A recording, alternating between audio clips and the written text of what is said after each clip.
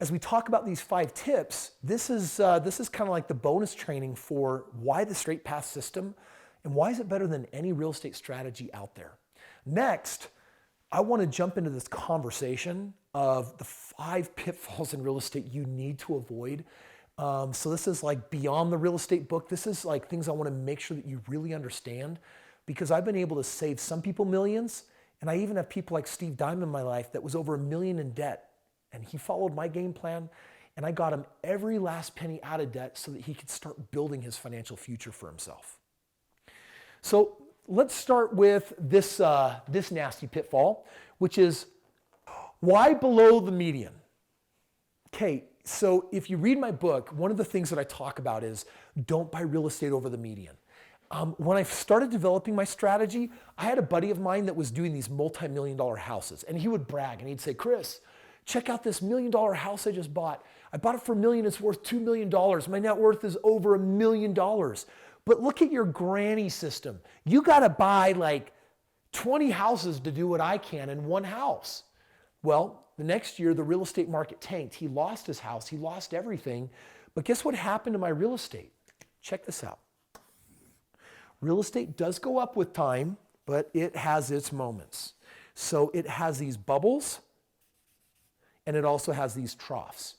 And when you look at the bubbles and you look at the troughs, one of the things that I really wanted to call out in the special bonus for you is that when you buy below the median, something very special happens that protects you and insulates you from the market. First of all, if we were talking about $500,000 homes or $1 million houses, they look like this.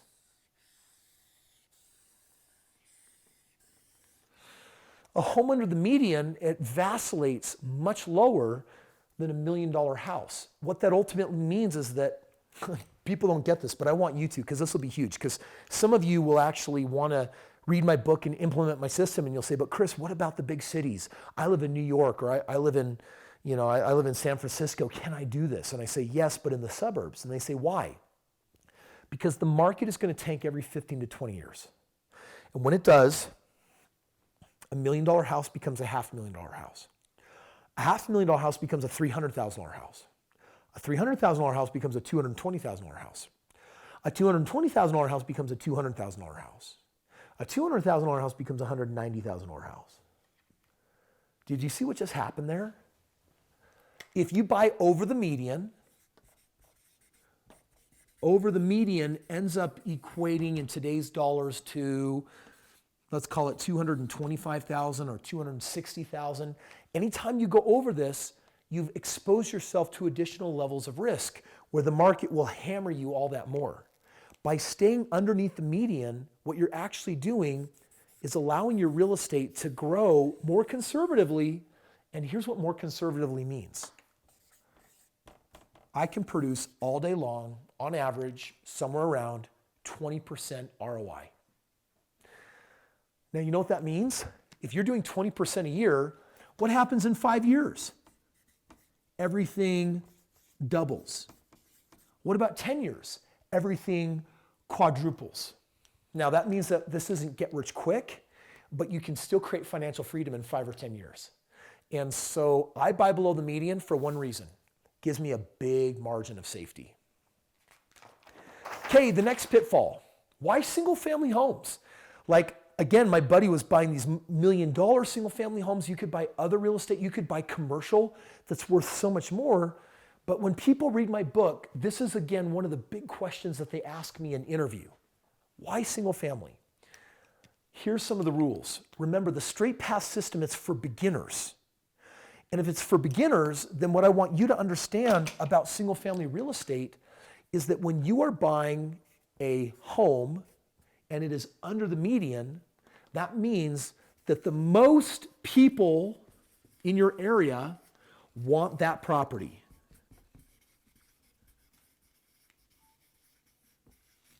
Single family homes underneath the median, this is what most people want.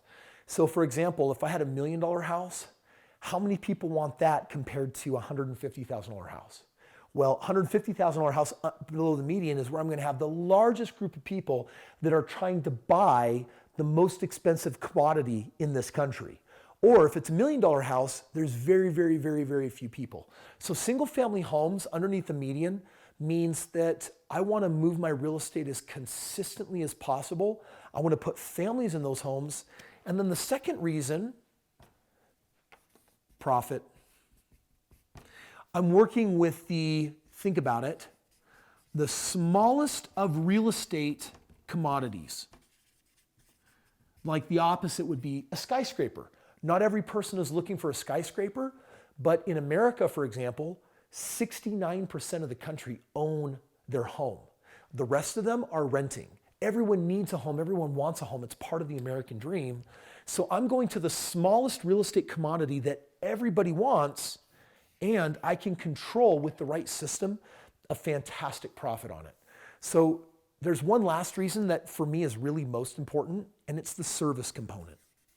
And how I provide a service, dude, when you buy your first house, and instead of renting it out or selling it, flipping it, when you follow the system that I give you for putting a family in the home that actually wants to buy that home, and they always have a story, there's a reason why they can't buy it now, but they know they'll be able to in 6 months or a year or 2 or 3 years. And when you work with those families and you help them make that their home, and you got to advance them home ownership before they could actually buy it, that's called compassionate financing when you have the intention of doing everything to help them actually buy that house. That is an amazing fulfillment feeling. That's an amazing feeling to provide something that people really, really want. So single family, this is the highest area of service I know how to create in the real estate game that says, let me give you an opportunity that the banks often won't. Why single family? Then it always gets into this conversation, but Kris, why not a flip? Like, I wish I could do a flip right here, but I think I'd land on my head. I need a trampoline. So this whole concept of flipping, do you know why everyone is enamored by flip this house, flip that house, fix or flip? Do you know what that is? It all comes down to one thing. We freaking want money, and we want money when? We want money now. I want to share with you one of my biggest regrets. I had bought a house. This is definitely not in the book, but I want you to know this. I purchased this property, and it had a crazy amount of equity. It had almost $100,000. And this would have made an amazing lease option. I probably would have made $150,000 when I sold it, but I said no. I want the now money experience. So I ended up putting about $35,000 worth of repairs in it that I would not have had to if I did the lease option. I still would have had some repairs, but it would have been very minor. And then you know what I had to do? When I listed it on the market, I had to eat the mortgage and the interest on it, which quickly added up to a pretty penny. So I had $5,000 in interest. And then when I went to sell it, I learned that in that market, I had to sell it below market to really get it to move. So I lost another $20,000 to list it at a price to just get it below. But here was the kicker. Then I had to pay 7% in realtor fees and agent fees to cover it on both sides. And on this house, that added also up to over $15,000. And so when you take a look at this, 35,000 plus 5,000 is 40, plus 20 is 60, plus 15 is 75. I had 75,000 in costs, and in the end, I made 25 grand that I had to split 2 ways with my partner. And you know what? If I hadn't already been doing so well in real estate, it would have been like, I made freaking 12 grand, my partner made 12 grand, we made 25 grand. Awesome. You know what? I screwed myself over. If I had put a loving family in this home, I just put in some minimal repairs, I would have, by the way, I would have skipped the interest, I would have skipped on the discount, I would have skipped on the selling fees, I would have skipped on most of repairs, and like I said, I would have cleared way over $100,000 just waiting 2 or 3 years to sell it into a family that wanted to make it their own. So here's what I'm telling you. Can you make money flipping? Yes. But after a while, you're going to realize something. It's a freaking lot of hard work. Like, pull my hair out. Like, on that deal, we put in hundreds of hours. On my lease option, I put in almost none of that time. So why don't I flip? Let me ask you, who wants to work 10 times harder for 10 times less? Or even if it's 5 times less? For me, I say, hey, I can still with lease option get my $5,000 up front. I can make my $500 a month along the way. I can get my $10,000 when I actually go to sell it. That gives me enough upfront money. I mean, literally, I could have had $5,000 versus $12,000. It's a big difference, but in relation to this, it's actually not that big of a difference. So why not flip? Because I'm tired of making a whole lot less money for way more work. Then I have to always answer the other side, because people will say, okay, Kris, I read your book, Strait Path. And by the way, I meet people all the time like, I read your book, I implemented it, I made this money. I just met Sterling, who had made over $1 million with my system. But I always get some people that say, but Kris, why not multifamily, right? I mean, dude, haven't you heard that multifamily can make you crazy amounts of money? And here's what I want you to understand about multifamily. The Strait Path system is for beginners. And you know what? Let's compare a house to a 20-unit, multi-flat, multi-door home. This home, I can show you how to do it with no money, no credit. But if I needed a 20% down payment, let's call it $40,000. Or if you're going to live in it, you could get it with a 3% down payment. Let's call it $6,000. But you know what? This is already $1 million plus project. And on these homes, you often need a minimum of $300,000 on up before you can actually even get started in the game. $300,000 to $1 million compared to $6,000 or $40,000. Again, this is for people who are new. This is for people who have money. Now, to single family's credit and to multifamily's credit, I want you to understand something. Multifamily has a much stronger cash flow than single family. But single family has a much higher upside. Now, we could go way deeper into this argument. The big thing that I want you to know is that they're both good. But I'm a freedom fighter for people that are trying to start from nothing. And you don't ever have to graduate to multifamily. I mean, you can if you want. But when people have insane amounts of money and they're looking for fewer projects, dude, that's where multifamily can make sense all day long. Last reason. So listen, I mean, there's so much value that you get from reading the book or listening to the audio. I mean, my audio was produced very cool where I gave you all this insider information aside from what's in the book. But listen, in producing this whole bonus reel on everything beyond the book to really help accelerate your results, why didn't I go down in 2008? In fact, why did we go up? I want to answer that for you. Because when you talk about the pitfalls of real estate, here's one of the biggest pitfalls. People either lack equity or an ROI that works in up and down markets. This right here is what will kill people all day long. I'd say one of the biggest killers in real estate is someone that is so eager to become an investor that they don't vet a deal for being a good deal. Literally, they're just so excited to be in a deal that they just do a deal. And 90% of real estate is not real estate you want to buy. 90% of real estate is just common, average, everyday, and it's at market. Equity means that you buy it below market. So in my book, I either talk about one of two things. $15,000 discount on the property means that on a house that has a value, let's just call $200,000, a 15% discount would be a purchase price of $170,000.